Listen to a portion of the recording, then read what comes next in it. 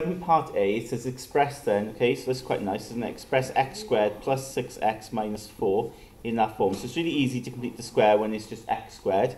So remember now, your bracket with the x in it, that bracket squared. And remember then you halve this, yeah?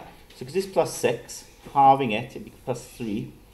Take away then the square of this. Always take away whatever that's squared, so that's going to be 9. And then you've got minus 4 then at the end, okay? So that'll become bracket x plus 3 all squared, and that's minus 13, okay? And we finished on that, right? We completed the square. Part B then, it says, use your results to part A to find the least value of this, okay?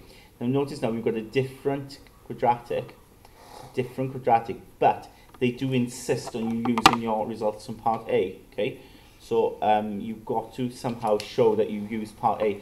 But what I hope you recognize is, if you look at that 2x squared plus 12x minus 8 and compare it to the quadratic here, it's actually double it, isn't it? Yeah? 2x squared plus 12x minus 8 is double x squared plus 6x minus 4.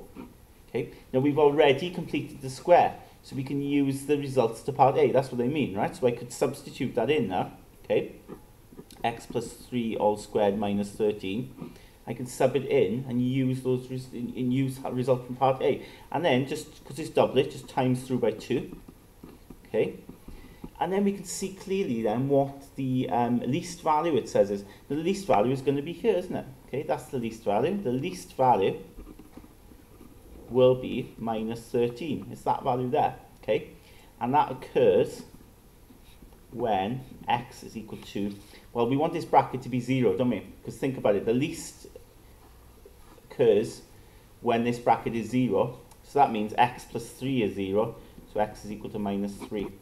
Okay, so always remember, this will give you like the least in this case, and in terms of where it happens, well, you do the opposite of whatever this is, so it'll be minus 3. Okay, because we want to get that bracket to be 0, don't we?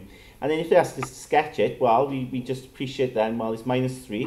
Okay, so I'll do this freehand, should use a ruler, shouldn't I?